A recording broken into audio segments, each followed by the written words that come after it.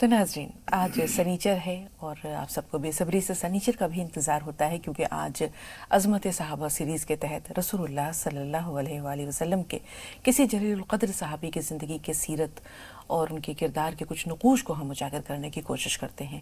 لہٰذا آج ہم نے جن کا انتخاب کیا ہے وہ بھی رسول اللہ پاک صلی اللہ علیہ وسلم کے بہت ہی ہر دل عزیز صحابی ہیں، جلیل القدر صحابی ہیں، آپ کی بہت سی احادیث کے راوی ہیں، اس کے علاوہ ایک جانباز سپاہی ہیں، بہترین جرنیل ہیں، قاری قرآن ہیں، جن کی خوش الحانی کے رسول پاک صلی اللہ علیہ وسلم نے بھی تعریف کی۔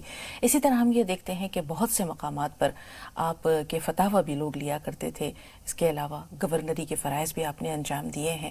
ہماری مراد حضرت عبداللہ بن قیس سے ہے۔ حضرت عبداللہ بن قیس رضی اللہ تعالیٰ عنہ، جو کہ اپنی کنیت حضرت ابو موسیٰ کے نام سے مشہور ہے، یعنی ابو موسیٰ اشعری کے نام سے لوگ انہیں زیادہ جانتے ہیں بنسبت ان کے حقیقی نام سے۔ تو آئیے مولانا صاحب کے پاس چلتے ہیں اور جانتے ہیں کہ کس طرح اسلام کے اس بطل جلیل نے اسلام کی تاریخ میں اپنی زندگی کے انمٹ نقوش روشن قندیلوں کے مانند مولانا صاحب دنیا میں جو ہے وہ چھوڑے ہیں۔ السلام علیکم ورحمۃ اللہ وبرکاتہ۔ بسم اللہ الرحمن الرحیم۔ الحمد للہ رب العالمین، والصلاة والسلام علی سیدنا و مولانا محمد وعلی آلہ و اصحابہ اجمعین، اما بعد۔ محترم حضرات، اسلام اور اسلام کی تاریخ بہت قسم کے پھولوں سے تیار کیا ہوا ایک بہت ہی خوبصورت گلدستہ ہے۔ بے شک اس میں ہر طرف کے پھول ہیں، ہر علاقے کی نمائندگی ہے، اور اس کو یہ نہیں کہہ سکتے کہ ایک قوم کا مذہب ہے یا کسی نسل کا مذہب ہے، بلکہ تمام انسانوں میں سے، تمام اقوام اور تمام ممالک سے چھٹ چھٹ کر ایسے لوگ جو حق و صداقت کو سینے سے لگانے کے لیے بخوشی تیار ہوئے، وہ آ کر اس میں جمع ہوئے تھے۔ حضرت ابو موسیٰ اشعری، جن کا نام عبداللہ ابن قیس ہے، اور یہ زیادہ شہرت ان کی ابو موسیٰ اشعری کے نام سے ہے، یہ یمن کے رہنے والے تھے، اور بغیر کسی دباؤ کے، بغیر کسی خوف و خطر کے، یہ از خود اپنی مرضی سے مکہ مکرمہ آئے، اسلام قبول کیا، اور حضور اکرم صلی اللہ علیہ وسلم سے اجازت لے کر اپنے وطن گئے۔ چونکہ اپنے علاقے کے، اپنے قوم کے معزز آدمی تھے، چودھری تھے، دولت میں بھی کسی سے کم نہیں تھے، اس کی وجہ سے جب انہوں نے اسلام قبول کیا تو اپنے لوگوں کو جا کے انہوں نے تیار کیا، اور بہت سارے لوگ ان کے ساتھ اسلام قبول کرنے کے لیے تیار ہوئے۔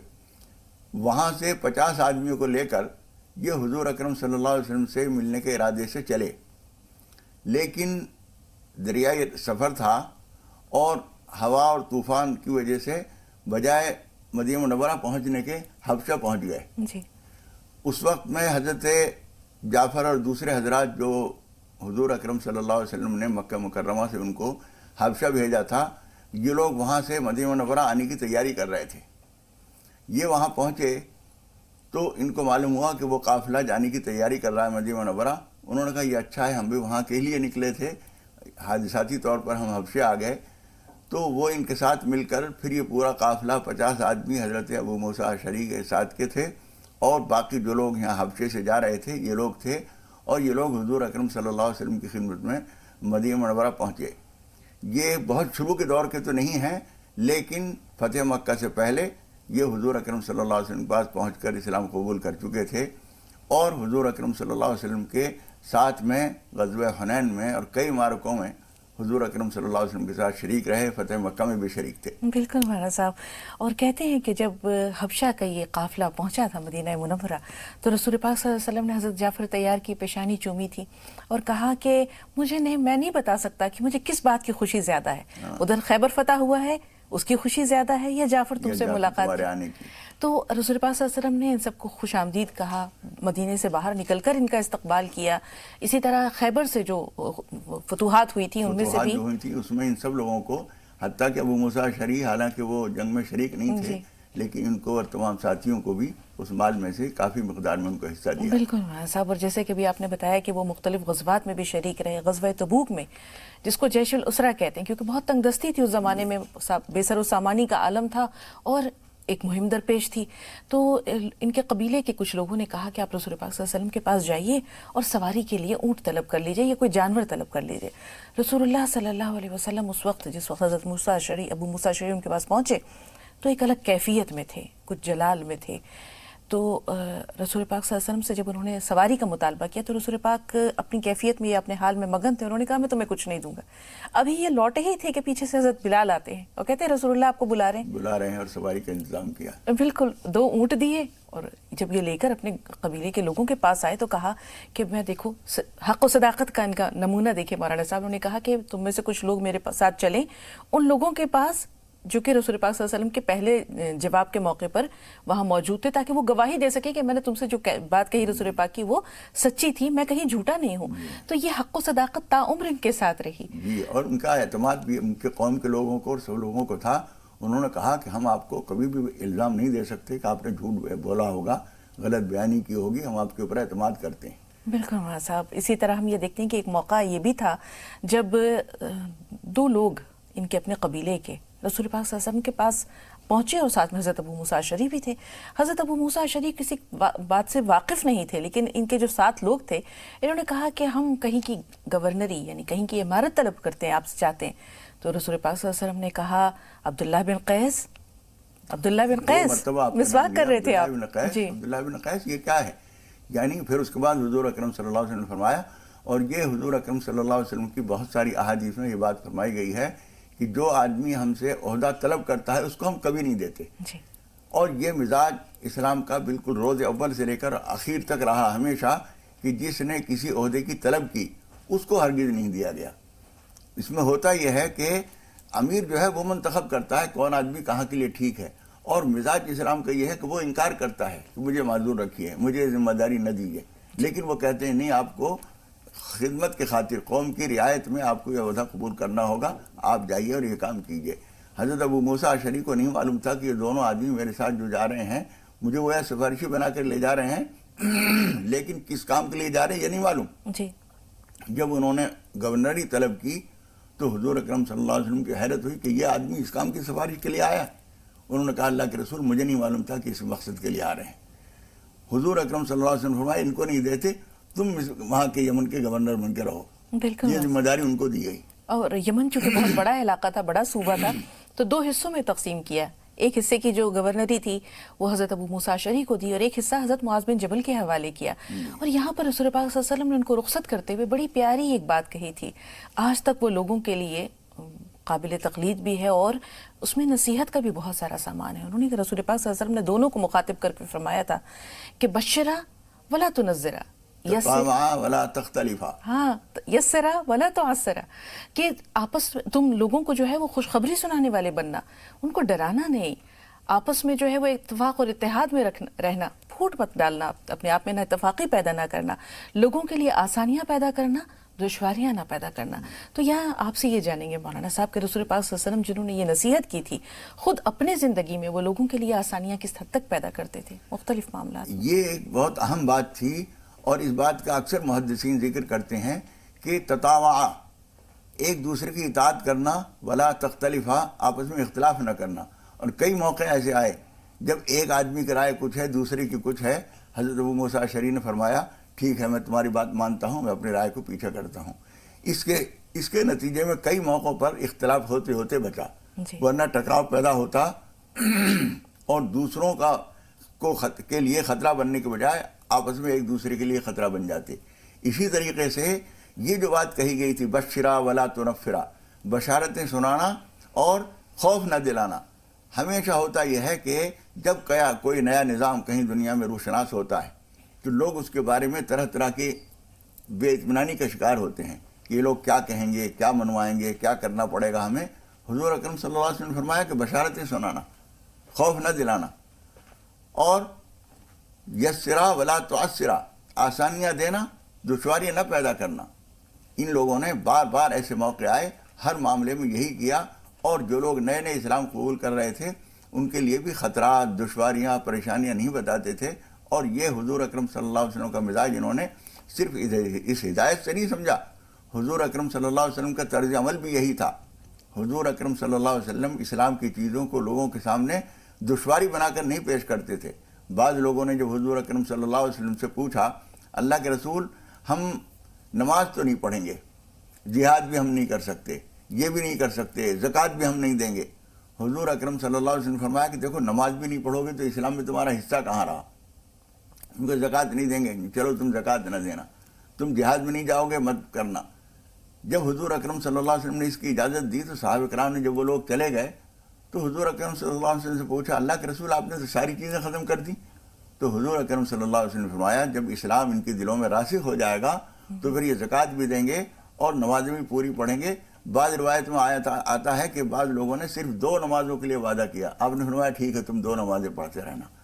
تو یہ ایک تربیت کا ایک طریقہ تھا بتدریج اسلام کی تعلیم دینے کا، یہی طریقہ حضور اکرم صلی اللہ علیہ وسلم نے ان کو سکھایا اور وہ اس پر قائم رہے۔ بالکل مولانا صاحب، اور جہاں تک اطاعت امیر کی بات ہے یا دین میں آسانیاں پیدا کرنے کی، حضرت عمر فاروق کا زمانہ ہے اور ایران کی فتوحات ہو رہی ہیں۔ اب شہر کے جو رؤسا ہیں انہوں نے 6 شرطیں حضرت ابو موسیٰ کے سامنے رکھی اور کہا کہ ان شرطوں پر ہمیں اسلام قبول کرنا منظور ہے۔ حضرت ابو موسیٰ نے دیکھا کہ یہ وہ شرطیں ہیں جو بہت عالی نسب لوگوں کی ہوتی ہیں اور عام مسلمانوں سے یہ میل نہیں کھاتی ہیں۔ انہوں نے حضرت عمر فاروق کے پاس ان شرطوں کو بھیجا۔ حضرت عمر فاروق نے وہی بات کہی جو رسول پاک صلی اللہ علیہ وسلم نے، آسانیاں، کہا کہ بلا جھجک ان شرطوں کو قبول کر لو، انہیں دائرہ اسلام میں داخل کر لو۔ اسی طرح اطاعت امیر کا ایک واقعہ ہے مولانا صاحب کے ایرانی فتوحات جو عراق عرب کہلاتا تھا، تو اس زمانے میں فتوحات کا سلسلہ چل رہا تھا، آگے محاصرہ جاری تھا ایک شہر کا۔ ایک غلام نے بنا اجازت کے حضرت ابو موسیٰ اشعری کے لوگوں کو امان دے دی۔ اب جو محاصرہ جن لوگوں نے کر رکھا تھا مسلمانوں، انہوں نے دیکھا کہ اہل شہر نے اپنے پھاٹک کھول دیے اور اپنے روزمرہ کے کام کاج میں کاروبار میں مصروف ہیں۔ بہت حیران کہ بھئی اچانک یہ دروازہ پھاٹک کیسے کھل گیا؟ انہوں نے کہا کہ آپ کے ایک مسلمان نے جو ہے وہ ہمیں امان دے دی ہے۔ تو انہوں نے کہا کون ہے وہ؟ تو پتہ چلا کہ وہ غلام تھے۔ انہوں نے چپکے سے امان نامہ لکھ دیا تھا۔ حضرت ابو موسیٰ اشعری نے حضرت عمر فاروق کے پاس بھیجا یہ مسئلہ، تو انہوں نے کہا کہ اگر ایک غلام بھی امان دے دیتا ہے تو وہ بھی ایک عام مسلمان کا درجہ رکھتا ہے، چاہے وہ امیر ہو چاہے وہ غلام ہو۔ اگر اس نے امان دے دی ہے تو ہم نے امان دی۔ تو یہ دیکھیں اطاعت امیر اور ایک غلام، یعنی ایک ہی صف میں کھڑے ہو گئے محمود و ایاز، وہ معاملہ۔ یہ اسلام کے انتہائی امتیازی اوصاف میں سے ہے کہ ایک غلام نے بھی جنگ چل رہی ہے، حریف مد مقابل جو طاقت ہے اس کو امان دے دی ہے ایک غلام نے۔ حالانکہ اس طرح کی باتوں پر تو اس آدمی کو قتل کر دیا جائے جس نے دشمن کو امان دی ہے، لیکن اسلام چونکہ کہہ چکا ہے کہ ایک آدمی بھی اگر امان دے دے گا تو امان ہوگی، اور وہ آدمی بھی کیسا جو غلام ہے اور چپکے سے امان دی ہے۔ لیکن اس بات کو بھی مانا گیا اس لیے کہ مقصد جو ہے وہ اسلام کو پھیلانا، ایک حق و صداقت کی بات کو آگے تک پہنچانا ہے۔ لوگوں کو زبردستی غلام بنانا، زبردستی ان کو کچلنا، ان کی طاقت کو ختم کرنا یہ مقصود نہیں ہے۔ نہ یہ حضور اکرم صلی اللہ علیہ وسلم کا مقصود تھا، نہ امیر المومنین عمر فاروق رضی اللہ تعالیٰ عنہ کا مقصود تھا۔ اسی وجہ سے انہوں نے کہہ دیا کہ ٹھیک ہے وہ امان دے دی ہے انہیں تو منظور کر لینا چاہیے۔ یہ ساری چیزیں رہیں، اور حضرت ابو موسیٰ اشعری رضی اللہ تعالیٰ عنہ کے اخیر تک کے جو کارنامے ہیں، اور حضرت امیر معاویہ حضرت علی کے زمانے میں جو اختلافات پیدا ہوئے اس وقت بھی جو انہوں نے خدمات انجام دیں اور جان کی بازی لگا کر ہر معاملے میں انہوں نے کام کیا، یہ ایک بہترین نمونہ ہے۔ یہ سارے واقعات جو ہم لوگ بیان کرتے ہیں، اصل میں اس کا مقصد یہی ہوتا ہے کہ حضور اکرم صلی اللہ علیہ وسلم کی جو اصولی ہدایات ہیں اور اس سے پہلے جو قرآن مجید کی اصولی ہدایات ہیں، صحابہ کرام کی زندگی ان اصول کی وضاحت و تشریح ہے۔ اس سے ہمیں عملی نمونے ملتے ہیں کہ ان حضرات نے قرآن مجید کو کیا سمجھا تھا، حضور اکرم صلی اللہ علیہ وسلم کی تعلیمات کو کس طرح اپنی زندگیوں میں شامل کیا تھا، اور ہمارے لیے کس طرح قیامت تک کے لیے یہ نمونہ ہے۔ بالکل مولانا صاحب، قرآن پاک کا ذکر آیا تو ان کی خوش الہانی کا بھی ذکر ہو جائے۔ ایک مرتبہ رسول پاک صلی اللہ علیہ وسلم ابو بریدہ، شاید یہ حضرت بریدہ کے ساتھ تھے، تو انہوں نے سنی آواز کسی کی قرآن پاک کی تلاوت کی، بہت دلکش آواز۔ کہا کہ کون ہو سکتے ہیں یہ جو اتنے خوش الہان انداز میں تلاوت قرآن کر رہے ہیں؟ پتہ چلا حضرت ابو موسیٰ اشعری ہیں۔ کہا کہ ضرور اللہ تعالیٰ نے جو خوش الہانی حضرت داؤد علیہ السلام کو دی تھی، یہ انہی کی نسل داؤد کی مضامیر میں سے کچھ حصہ ملا ہے ان کو، اور سارے اشعریوں کے لیے بات کہی، ابو موسیٰ اشعری نہیں، جتنے بھی اشاعرہ ہیں، عجیب اللہ تعالیٰ کی دین تھی ان کے لیے، ان کی آوازیں بڑی پیاری تھیں اور قرآن مجید بہت اچھا پڑھتے تھے۔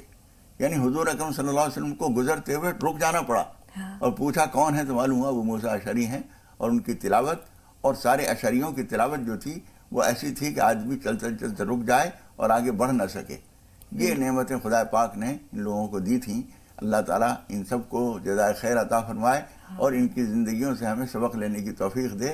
یہ صحابہ سیریز جس کا جو سلسلہ ہے، یہ اصل میں اسی لیے ہے کہ ان حضرات کے زندگی کے نمونے ہمارے سامنے آئیں. بالکل مولانا صاحب، ایک نمونہ اور جب آپ نے ابھی کہا کہ ہم ان کی زندگی سے کچھ سیکھیں، دعا کا انداز، ایک مرتبہ یہ دعا کر رہے تھے، اتنی رقت آمیز انداز میں دعا کر رہے تھے کہ جس میں کہ یہ اللہ تعالیٰ کو پکار بھی رہے ہیں، اللہ کی وحدانیت کا بھی ذکر ہے، اور سورہ اخلاص کے جو آخری سورہ اخلاص کی جو آیات ہیں ان کا حوالہ دے کر کے، جس میں کہ اللہ تعالیٰ یکتا ہے، واحد ہے، نہ کسی سے جنا گیا، نہ اس نے کسی کو جنا، نہ کوئی اس کی ہمسری کا دعویٰ کر سکتا ہے.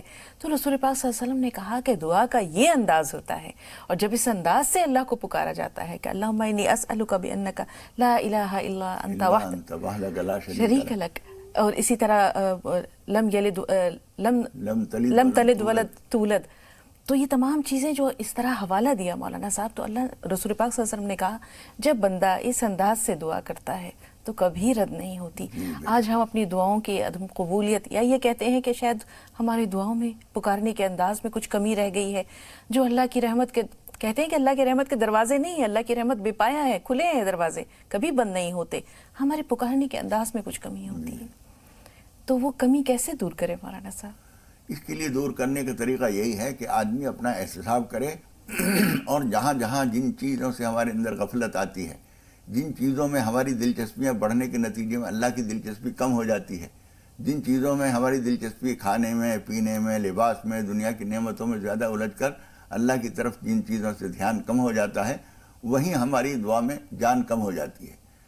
اسی وجہ سے حضور اکرم صلی اللہ علیہ وسلم نے فرمایا ہے، ایک حدیث میں تو ہے الدعاء مخ العبادہ، دعا عبادتوں کا مغز ہے، اور ایک حدیث میں ہے الدعاء هو العبادہ، دعا ہی عبادت ہے. اس لیے کہ اس کے اندر آدمی ہمتن اللہ کی طرف متوجہ ہوتا ہے. اپنی اغراض تو انسان کے ساتھ لگی ہوئی ہیں، جب اپنی غرض کو پورا کرنے کی درخواست کرتا ہے، اس سے زیادہ اخلاص کاہے میں ہو سکتا ہے؟ دوسری کسی چیز میں دلچسپی کم ہو سکتی ہے، لیکن اپنی طلب میں تو دلچسپی کم نہیں ہوگی. اس لیے اللہ سے لو لگانا، جتنا زیادہ ہم دنیا کی چیزوں میں پھنستے ہیں، دنیا کی دلچسپیاں ہماری بڑھتی ہیں، اتنا ہی زیادہ ہم دعا سے اور اللہ کی طرف توجہ سے غافل ہو جاتے ہیں. اس لیے اس کے دعا میں جان پیدا کرنے کا طریقہ یہ ہے کہ دنیا کی دلچسپیاں، گناہوں سے آمادگی کم کی جائے تو دعا کی طاقت بڑھتی ہے. یہاں ایک سوال اور ہے مولانا صاحب، ہم یہ دیکھتے ہیں کہ یہ صاحب مال بھی تھے، جیسے آپ نے کہا کہ ماشاءاللہ یہ صاحب جائیداد تھے، جس کو ہم عرف عام میں کہہ سکتے ہیں چودھری. یہ صاحب مال اور صاحب جائیداد بھی تھے، اللہ تعالیٰ نے عزت و شہرت بھی دی تھی، حسب نسب بھی بہت اچھا تھا، اللہ تعالیٰ نے گورنری بھی عطا کر دی رسول پاک صلی اللہ علیہ وسلم کے حکم سے، ارشاد پر. تو اس کے باوجود دنیا کہیں نہیں آئی مولانا صاحب. سادہ لو انسان، سادہ زندگی پسند کرنے والے، امت کے بہی خواہ، تو یہ وہ تارک الدنیا درویش تھے ایک طرح سے، جن کے پاس دنیا تھی بھی لیکن یہ دنیا کو نظر اٹھا کر نہیں دیکھتے. یہاں حضرت عمرو بن العاص کا ایک واقعہ یاد آ رہا ہے کہ بستر مرگ پر مرتے وقت انہوں نے بڑی پیاری بات کہی، اور رہتی دنیا تک ہم سب کے لیے باعث عبرت اور نصیحت ہے. انہوں نے کہا میری زندگی میں، اپنے بیٹے کو وصیت کر رہے تھے، تو یہ کہا کہ میری زندگی میں 3 دور آئے. ایک وہ دور تھا جب میں اسلام کا پکا دشمن تھا، اگر اس وقت مجھے موت آ جاتی تو یہ جہنم میرے منتظر تھی، میرا انتظار کر رہی تھی، میرا ٹھکانہ وہی ہوتا. پھر وہ دور آیا جب میں نے اسلام قبول کیا، اور میں رسول پاک صلی اللہ علیہ وسلم کی خدمت میں کبھی میں نے نظریں اٹھا کر رسول پاک کے پرجلال چہرے کو نہیں دیکھا. ایک طرف وہ ندامت تھی کہ میں نے اسلام دشمنی میں کوئی کسر نہیں رکھی، دوسرے رسول پاک صلی اللہ علیہ وسلم کے رخ انور کی ہیبت، آپ کا پرجلال چہرہ کبھی نظر اٹھا کر نہیں دیکھا. اس زمانے میں اگر مجھے موت آ جاتی، میں نے سچے دل سے اسلام قبول کیا تھا اور اسلام کے لیے کام بھی کیا، تو میں کہہ سکتا تھا کہ شاید اللہ کی رحمت سے میرا ٹھکانہ جنت ہوتا.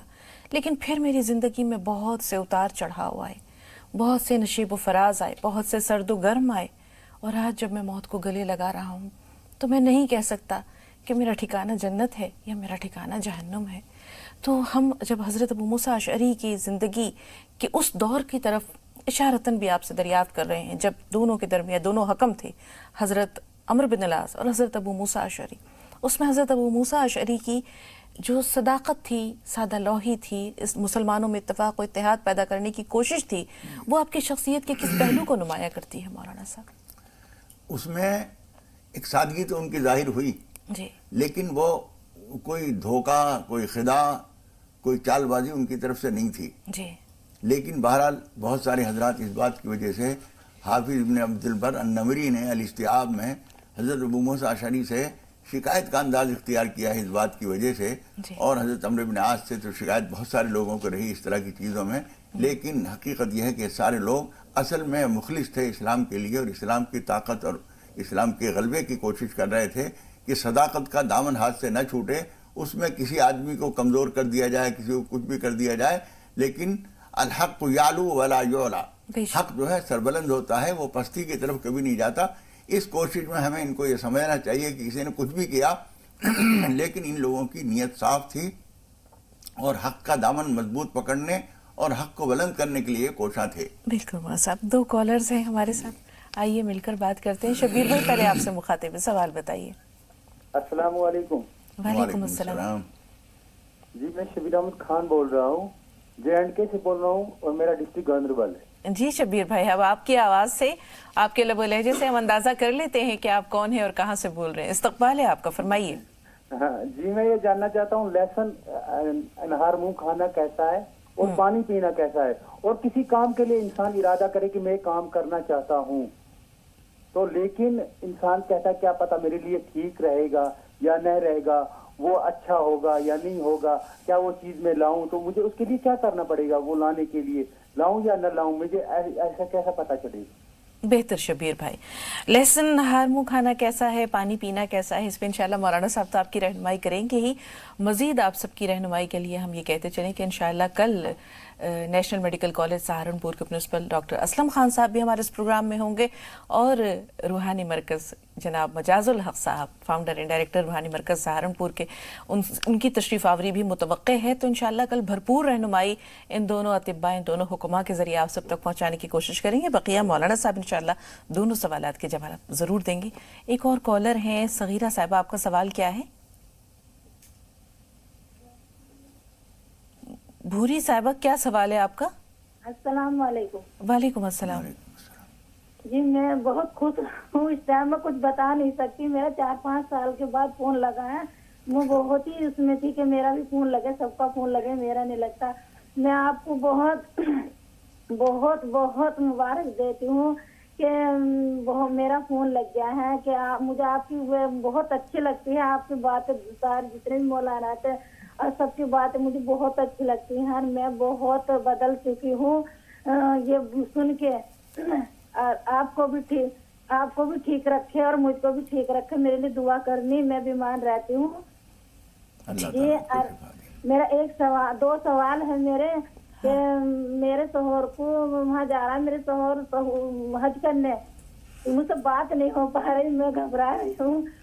میرے شوہر وہاں جا رہا ہے حج کرنے کے لیے، تو ان کی منظوری آ گئی، تو وہ رو رہا خواب میں، صبح کا ٹائم تھا فجر کا، تو وہ رو رہا ہے، وہ یہ کہہ رہا ہے کہ یا اللہ میری منظوری آ گئی، میری حج کی تیاری ہو گئی، اور میرا کھانا دانے کا میرے پاس پیسہ نہیں ہے، اور کھانا دانا میں کہاں سے دوں گا، میری بے عزتی ہوئے گی۔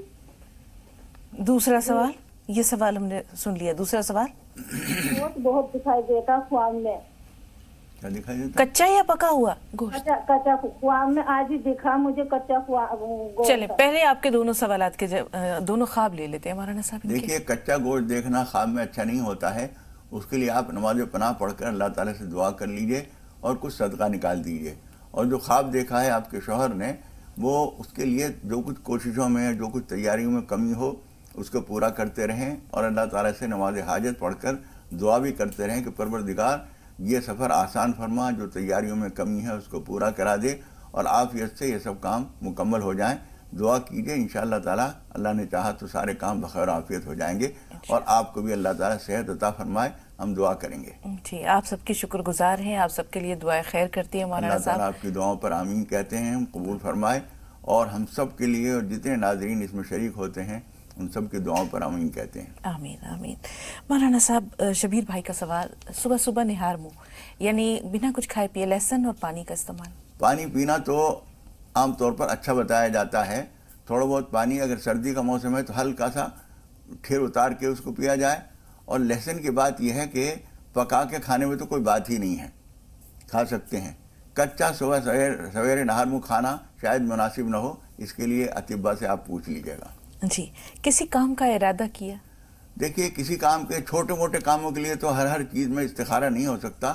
کوئی بڑا کام آپ اگر کر رہے ہیں، کوئی کاروبار کر رہے ہیں، کسی علاقے میں جانے کا سفر کرنے کا ارادہ کر رہے ہیں، کہیں کوئی زمین خریدی ہے وہاں منتقل ہونا چاہتے ہیں، ایسے بڑے کاموں کے لیے یا شادی بیاہ کرنا چاہتے ہیں تو اس کے لیے استخارہ کر لینا سب سے اچھا ہوتا ہے۔ اور اگر چھوٹا موٹا کوئی کام ہے، کہیں جا رہے ہیں، کامیابی ہوگی نہیں ہوگی، اس سلسلے میں حضرت ابوبکر صدیق رضی اللہ تعالیٰ عنہ کی ایک روایت ہے کہ حضور اکرم صلی اللہ علیہ وسلم نے فرمایا اللہم خیر لی واختر لی، چھوٹے سے استخارے کی، یعنی خیر کی دعا ہے یہ، استخارہ کہنے کے بجائے اس کو ہم یہ کہیں کہ یہ خیر کی دعا ہے۔ جب چھوٹا موٹا کوئی کام کرنا چاہ رہے ہیں جس کے لیے لمبا استخارہ نہیں ہو سکتا تو اللہم خیر لی واختر لی، اے اللہ میرے لیے بہتر جو ہو اس کو تجویز کر دے، میرے لیے بہتر بنا دے، یہ کر کے اور قدم اٹھا دیجیے اللہ کے بھروسے پر۔ جی مبارک بھائی، کیا سوال ہے آپ کا؟ ہلو، جی مبارک بھائی فرمائیے، کیا سوال ہے؟ السلام علیکم۔ وعلیکم السلام۔ ہلو، آپ کو سن پا رہے ہیں بھائی، ٹی وی کی آواز بند کیجیے، سوال بتائیے۔ ہاں میں مہاراشٹر سے مبارک بول رہا ہوں۔ جی استقبال ہے، فرمائیے کیا سوال ہے؟ السلام علیکم۔ وعلیکم السلام۔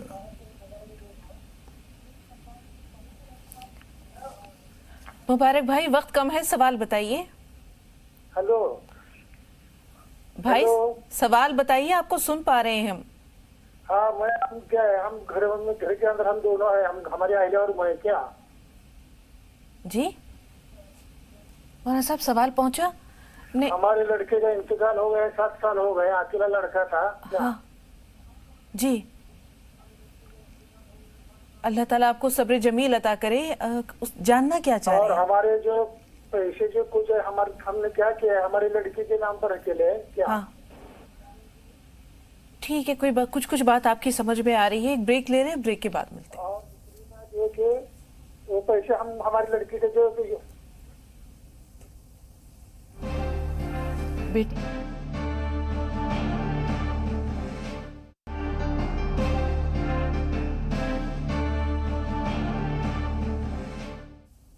ناظرین وقفے کے بعد ایک بار پھر آپ سب کا خیر مقدم ہے۔ نسرین صاحبہ آپ سے مخاطب ہیں، سوال بتائیے۔ ہلو السلام علیکم۔ وعلیکم السلام۔ السلام علیکم۔ وعلیکم السلام بہن۔ ہاں میرا سوال یہ ہے باجی، کیا نام ہے، ایک تو یہ سوال ہے میرا رشتوں سے، کیا نام ہے، رشتے آتے ہیں ہماری بیٹی کے اور رشتے نہیں رکتے۔ دوسرا سوال؟ اور دوسرا سوال میرا یہ ہے کہ میں نے کل خواب میں دیکھا تھا کہ نام ہے میرا بچہ ایک ساتھ میں ہے، میرا بیٹا حسین اور کیا نام ہے میں ہوں، میرے پیچھے سے نا 2 جو بھالو ہوتے ہیں وہ میرے پیچھے پیچھے پڑ گئے ہیں کالے، لیکن میں کسی اس میں چھپ گئی ہوں دکان میں۔ اس کے بعد میں وہ میرا پیچھا کر رہے تھے، لیکن میں نے ان کو نا ڈنڈا منہ میں گھسیڑ کے اور ان کو بھگا دیا ہے۔ اور اس سے پہلے اور بھی دیکھا تھا، میرے پیچھے کتے پڑ رہے ہیں، کالے کالے کتے۔ ٹھیک ہے، قمر ناز صاحبہ فرمائیے آپ کا سوال کیا ہے؟ السلام علیکم۔ وعلیکم السلام۔ جی میرے 2 سوال ہیں، ایک تو وضو ہے اور ٹی وی پہ نظر پڑ جائے تو وہ وضو رہے گا کہ ٹوٹ جائے گا، اور دوسرا سوال یہ ہے کہ خواب میں سونا دیکھنا کیسا ہے، سونے کے زیور دیکھنا۔ جی مولانا صاحب کیسا ہے؟ دیکھیے ہم یہ بات اس سے پہلے بھی کہہ چکے ہیں کہ یہ سوال کوئی معقول سوال نہ ہوا۔ یہ دیکھنا کس طرح دیکھا، ہمیں مل رہا ہے تو بہت اچھا ہے، ہمارا کوئی چھین رہا ہے تو برا ہے، تو دیکھنا تو کافی سوال نہیں ہے۔ پوری بات کہنی چاہیے ہم نے سونا اس طرح دیکھا ہے کہ ہم حاصل کر رہے ہیں تو بہت اچھی بات ہے، آپ کا سونا کسی نے چھین لیا ہے تو بری بات ہے۔ تو سونا دیکھنا یہ سوال معقول سوال نہیں ہے، پورا سوال وضاحت ہونی چاہیے۔ ہاں وضاحت ہونی چاہیے کس طرح دیکھا ہے۔ اور دوسرا کیا تھا؟ وضو کے بعد اگر ٹی وی پر نظر پڑ جائے تو؟ دیکھیے کسی بھی نظر پڑنا کسی بھی چیز پر وضو نہیں توڑتا، جی اچھی چیز ہو، بری چیز ہو، بہت ہی شرمناک چیز بھی ہو، تب بھی دیکھنے سے وضو کبھی نہیں ٹوٹتا۔ جی مولانا صاحب، نسرین صاحبہ نے جیسے بتایا کہ بھالو دیکھا انہوں نے کہ خواب میں ان کے بیٹے کے پیچھے پڑے ہوئے، کتے بھالو یہ سب چیزیں جو ہیں دشمن ہیں، اور یہ حقیقی زندگی میں بھی کوئی سامنے آ سکتا ہے خدا نخواستہ ایسا، اور کچھ اوپری اثرات بھی ہو سکتے ہیں۔ یہ تو اچھا ہوا کہ آپ نے ان کو بھگا دیا، لیکن جس حد تک بھی وہ آپ کے پیچھے پڑے ہیں آپ کے لیے مضر ہے۔ آپ کو چاہیے کہ نماز پناہ پڑھ کر اللہ تعالیٰ سے دعا کریں، کم از کم 6 رکعت پڑھیں اور کچھ صدقہ ضرور نکال دیں، انشاءاللہ تعالیٰ کوئی خطرہ ہے جو ٹل جائے گا۔ رشتے نہیں رکتے، بیٹی کے رشتے نہ ٹھہرنے یا نہ آنے کی وجوہات پر کئی دفعہ ہم یہاں گفتگو کر چکے ہیں۔ اس کے کچھ نہ کچھ اسباب ہم سے ہی متعلق ہوتے ہیں، ہماری کوئی خامی ہے، کوتاہی ہے، ہمارا کوئی بڑا بول ہے، ہم نے کوئی منت مان لی تھی جو ہم پورا نہیں کر سکے، اس کی وجہ سے رکاوٹ ہوتی ہے، کچھ اوپری اثرات وغیرہ ہوتے ہیں، کوئی جادو سفلی ہوتا ہے، اس طرح کی چیزوں کے لیے سورہ بقرہ پڑھنا، آیت الکرسی پڑھنا، سورہ فلق، سورہ ناس پڑھنا مفید ہوتا ہے۔ نماز پناہ پڑھ کر اللہ سے دعا بھی کیجیے۔ جی مولانا صاحب، بھائی نے جیسے سوال کیا کہ ایک بیٹا تھا جو 7 سال پہلے اللہ کو پیارا ہو گیا، اب یہ ہسبینڈ وائف ہیں اور ایک بچی ہے جس کے نام یہ اپنی جائیداد منتقل کرنا چاہتے ہیں۔ دیکھیے، آپ 3 آدمی ہیں اس وقت، اللہ تعالیٰ سلامت رکھے دیر تک، لیکن ان ماں باپ میں سے کوئی سا پہلے چلا گیا تو دوسرا جو رہے گا وہ تو خالی رہ جائے گا نا۔ میراث میں حق تو اس کا بھی ہونا چاہیے، اس لیے نام کرنا مناسب نہیں ہے۔ جب دونوں نہیں رہیں گے، اللہ تعالیٰ سلامت رکھے انہیں، تو اس کا سب ہو ہی جائے گا، لیکن ان میں سے کون پہلے چلا جائے کیا ہو، اس لیے میراث کے اصول پر اس کو چھوڑے رکھیے، نام زد کرنے کی ضرورت نہیں۔ جب ماں باپ نہیں رہیں گے اور بیٹی ایک ہی ہے تو وہی سب کی مالک ہو جائے گی، اور جو کسی اور کو حصہ ملنا ہے وہ دیا جائے گا۔ ان کو ابھی زندگی میں کسی وقت بھی یہ خیال پیدا ہو سکتا ہے کہ میں وصیت کر جاؤں، تو وصیت میں کسی کار خیر کے لیے، کسی بہت غریب آدمی کے لیے، کسی طالب علم کے لیے، کسی مسجد مدرسے کے لیے ان کو خیال آئے تو ابھی اس کو باقی رکھنا چاہیے اور میراث کے اصول پر ہی اس کو چلنے دیجیے۔ مولانا صاحب، یہاں ایک سوال ہے، کبھی کبھی تنہا مجبور لاچار خواتین سمجھ کر، عورتیں سمجھ کر کچھ لوگ ہڑپنے کی کوشش کرتے ہیں، تو ان سے بچاؤ کا طریقہ کیا ہے؟ دیکھیے، یہ چیز تو اس وقت بھی ہو سکتی ہے، انہوں نے نام کر دیا اور بیٹی ایک ہی اکیلی رہ گئی، اور یہ بہت زیادہ تیز ترار نہ ہوئی تو خدا نخواستہ ہڑپ کرنے کا راستہ تو دروازہ پھر بھی کھلا ہوا ہے۔ اللہ تعالیٰ حفاظت فرمائے۔ اچھا یہ ہے کہ اپنے رشتہ داروں کے سب کے نام لکھ کر اور جائیداد وغیرہ کی تفصیل بتا کر مقامی کسی عالم سے میراث کا اصول پوچھ لیا جائے، اس کے مطابق اٹھائیں۔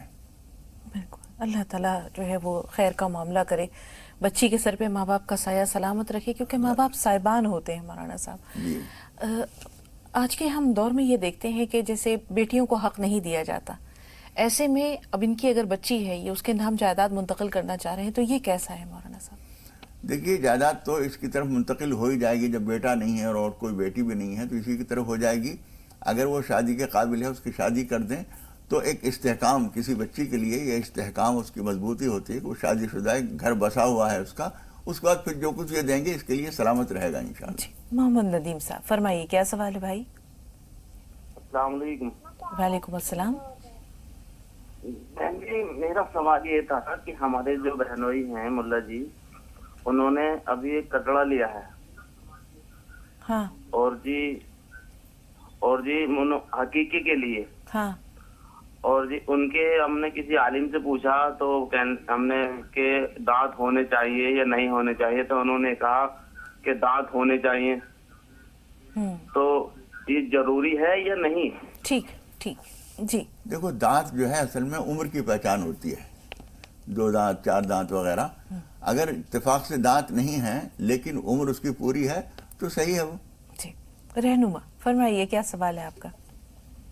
جی السلام علیکم۔ وعلیکم السلام۔ جی بہن، ٹی وی کی آواز بند کر دیجئے رہنما، سوال بتائیے۔ کہ آج میرے کو بہت، ٹی وی کی آواز بند کر دیجئے بہن، سوال بتائیے۔ رابطے میں خلل آ رہا ہے، معذرت خواہ ہیں عبدالستار صاحب۔ جی فرمائیے، کیا سوال ہے؟ السلام علیکم۔ وعلیکم السلام ورحمۃ اللہ وبرکاتہ۔ حضرت عمر رضی اللہ تعالیٰ عنہ کا قبول اسلام، ہاں، جو آپ نے بہن اور بہنیں کو زد و کوب کیا، ہاں، اس کے بعد میں انہوں نے اسلام کی خواہش ظاہر کی۔ جی، حضرت خباب بن عرت ہاں، جو گھر میں چھپ گئے تھے، انہوں نے باہر نکل کے کہا کہ عمر خوش رہو۔ رسول صلی اللہ علیہ وسلم نے آپ سے اللہ سے دعا مانگی تھی کہ اللہ عمر بن خطاب اور عمر بن عشاق دونوں میں سے کسی ایک کو اسلام کی سے قوت عطا فرما۔ جی، سوال یہ ہے کہ آپ صلی اللہ علیہ وسلم مظلوم شناس تھے، آپ نے ابو جہل میں ایسا کیا نظر آیا جو آپ نے اپنی دعا میں اللہ سے اپنی خواہش کا اظہار فرمایا؟ بہت ہی عمدہ سوال۔ جی مولانا صاحب۔ میرے بھائی، اس وقت کے حالات سے دیکھے تو عمر میں بھی کچھ نہیں تھا جو نظر آتا۔ جی، آپ کو اس وقت کے حالات میں دیکھ رہے ہیں نا، عمر جب اسلام لا چکے ہیں اور خلیفہ ہو گئے ہیں اور نیک نامی دنیا میں ہو گئی، اس وقت آپ کہہ رہے ہیں کہ ان میں تو سب کچھ تھا، اس میں کیا دیکھا؟ لیکن جس وقت میں دعا کی جا رہی ہے اس وقت تو دونوں ایک سے تھے، بلکہ ابو جہل تو قتل کرنے آئے نہیں ہیں ابھی، عمر بن خطاب تو قتل کرنے کے لیے اقدام کر چکے ہیں. زیادہ برے تو اس وقت کے لحاظ سے اگر دیکھیں تو یہ ہیں. تو یہ سوچنا ٹھیک نہیں ہے کہ ان میں کیا دیکھا، جو ان میں دیکھا وہ ان میں دیکھا. دونوں کے اندر کچھ خوبیاں تھیں، جرأت و ہمت تھی، اپنے ارادے کو کر گزرنا تھا، خطرات سے نہ ڈرنا تھا، نڈر ہونا، مؤثر ہونا، قوم کے اندر مقبول ہونا، یہ ساری خوبیاں دونوں میں تھیں. اور ان کے حق میں وہ دعا قبول ہوگی، اس کے حق میں نہیں ہوئی. اب آپ کہہ رہے ہیں اس میں کیا نظر آیا، اس میں بھی کیا نظر آیا تھا. بالکل، دونوں بہت بااثر تھے، بہت طاقتور تھے، دبنگ لوگ تھے دونوں. اور انسانی خوبیوں کے لحاظ سے دونوں باکمال تھے، لیکن وہ دونوں ہی اپنی خوبیوں کو غلط طریقے پہ استعمال کر رہے تھے. ان کے لیے استعمال ہو گئی وہ دعا، ان کے لیے نہیں ہوئی. اور اس وقت اسلام بہت یعنی دبا کچلا سا تھا، دشمنوں سے گھرا ہوا تھا مسلمان، اور اس میں ایک ضرورت تھی کسی ایسے شخص کی جو ظاہری طاقت کی بھی ضرورت تھی، اس کے لیے حضور نے ایسی دعا کی تھی. جی، 2 کالرز ہیں ہمارے ساتھ. پروین صاحبہ فرمائیے، آپ کا سوال کیا ہے؟ جی السلام علیکم. وعلیکم السلام. جی میں یہ معلوم کرنا چاہ رہی ہوں، یہ جو مودی یوجنا کے پیسے بینک میں زیرو بیلنس کھولا تھا ہم نے، ہاں اس میں جیسے تو مودی یوجنا کے پیسے آ رہے ہیں، ہم خود نہیں ڈال رہے، تو اس میں جو ہمارے پیسے آتے ہیں تو ہم کیا وہ ہمیں لینا جائز ہے یا نہیں؟ ٹھیک ہے، تھوڑا سا انتظار. خوش نگار صاحبہ فرمائیے، آپ کا سوال کیا ہے؟ ہیلو جی سوال بتائیے. ہیلو ہاں سوال بتائیے بہن. وعلیکم السلام. جی بہن سوال بتائیے. ہمارا سوال ہے جو یہ مولانا صاحب بتاتے ہیں نمازیں حاجت پناہ جیسے بہت ساری نمازیں، تو ان سے ہماری گزارش ہے کہ آپ کی نیت بان کر بتا دیجیے. آپ کس طرح بتا دیجیے بہن، مطلب ان کے طریقے، نماز کس طرح سے نیت باندھی جاتی ہے. نیت باندھیں. جی مولانا صاحب ان سب کی نیتیں بتا دیجیے. دیکھیے سب نفل نمازیں ہیں، اور نماز حاجت بس یوں کہیے کہ نیت کرتی ہوں 2 رکعت نفل نماز حاجت، اور یہ کہہ کے اللہ اکبر کہہ لیجئے، نیت باندھ لیجئے. جو کوئی خدا نخواستہ گناہ ہو گیا، کوئی متعین طور پر ابھی ہو گیا، یا زندگی بھر کے گناہوں کو آپ یاد کر رہی ہیں کہ پروردگار فلاں موقع پہ یہ بھول ہوئی تھی، یہ ہوئی تھی، وہ ساری باتیں معافی چاہنے کے لیے اللہ تعالیٰ سے 2 رکعت نفل نماز توبہ پڑھ لیجئے، اللہ سے معافی مانگ لیجئے. کوئی خطرہ، کوئی پریشانی نظر آ رہی ہے، کوئی خواب نظر آیا ہے، کسی آدمی سے کوئی خطرہ ہے، ہمیں آنے والے وقت میں کوئی دشواریاں نظر آ رہی ہیں، ان سے پناہ مانگنی ہے، تو اس کے لیے اللہ تعالیٰ سے 2 رکعت نفل نماز پناہ کہہ کے نیت باندھ لیجئے. وہ بھی ایک طرح کی نماز حاجت ہے جو پناہ مانگنے کے لیے اللہ تعالیٰ کے سامنے درخواست کی جا رہی. اس میں بس یہ ہے کہ پہلی رکعت میں سورہ فاتحہ کے بعد سورہ فلق اور دوسری رکعت میں سورہ ناس پڑھی جاتی ہے. جی، یہ نمازیں کن اوقات میں نہیں پڑھنی مولانا صاحب؟ بس عصر مغرب کے بیچ میں نہیں پڑھ سکتے. اگر عصر کی نماز پڑھنے کے لیے آپ مصلی پہ آئی ہیں وضو کر کے، تو عصر کی نماز فرض پڑھنے کے بعد تو نہ پڑھیے، پہلے پڑھ سکتی ہیں.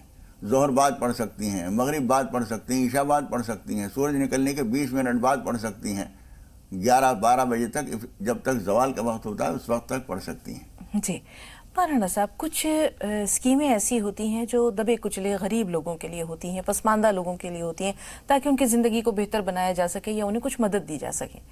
اگر کوئی صاحب ثروت ہے یا صاحب استطاعت ہے، یعنی اس کے پاس ماشاءاللہ گھر بار ہے، روزگار ہے، اور وہ کوئی ایسی اسکیم لے لیتا ہے، تو کیا اسے فائدہ اٹھانا جائز ہے؟ کیونکہ گورنمنٹ کی طرف سے ایک چیز مدد کے لیے دی جا رہی ہے، جی، تو اگر وہ مدد لینا چاہتا ہے تو لے سکتا ہے. حالانکہ یہ مدد کمزوروں اور دبے کچلے لوگوں کے لیے ہے. آپ اگر ایسے نہیں ہیں تو اچھا یہ ہے کہ آپ نہ لیں تاکہ غریبوں کا حصہ ملے، لیکن اگر آپ لینا چاہتا ہے تو کوئی بری بات نہیں ہے. جی، اگر یہ مدد ہر مہینے اکاؤنٹ میں جمع ہوتی ہے اور اس پہ کچھ سود بھی شامل ہو جاتا ہے، پیسے اکاؤنٹ میں رکھے ہوئے ہیں، ظاہر سی بات ہے کہ اس پہ کچھ نہ کچھ سود ملے گا، تو اس بارے میں کیا حکم ہے؟ نہ یہ لے سکتی ہیں، نہ کوئی اور غریب آدمی بھی کسی کو دے سکتی ہیں، لیکن وہاں نہ چھوڑیے اور لے کر آپ نہ استعمال کیجئے، کسی غریب آدمی کو دے دیجئے. جی غلام صاحب فرمائیں، کیا سوال ہے آپ کا؟ جی بھائی فرمائیے. میرا نام غلام ہے. میرا سوال یہ ہے کہ ہمارے جو ہے بیوی کو جو ہے مردوں کا خواب بہت دکھتا ہے. مردوں کا کچھ کہتے؟ ہاں وہ کچھ کہتے ہیں. جی مردوں کا جی مردوں کا خواب دکھتا ہے. اور جی اور लगाते दिखता है। जी, बात मुकम्मल हो गई। जी मौलाना साहब, मुर्दे जो नज़र आते हैं अगर वो कुछ मुतालबा करें तो वो तो पूरा कर देना चाहिए, और अगर कुछ मुतालबा नहीं कर रहे हैं, खामोशी से सिर्फ नज़र आते हैं, फिर भी अच्छा ही है। जो खाना बनता हुआ देखा है, इसका मतलब ये है कि कुछ खाना बनाइए और उन लोगों को यानी गरीबों को खिलाकर सवाब इन मुर्दों को पहुंचा दीजिए। जी, उम्मीद है कि भाई जवाब आप तक पहुंचा। बहुत बहुत शुक्रिया मौलाना साहब स्टूडियो में तशरीफ़ आवरी के लिए, नाजरीन की रहनुमाई के लिए। अल्लाह आपको सेहत व आफियत दे, दराज़ी व उम्र अता करे, आपको हमेशा अपने हिफ्ज़ व अमान में रखें। इन दुआओं के साथ आपसे हम इजाज़त लेते हैं, आपका शुक्रिया अदा करते हुए इंशाअल्लाह बहुत जल्द फिर आपसे मुलाकात होगी।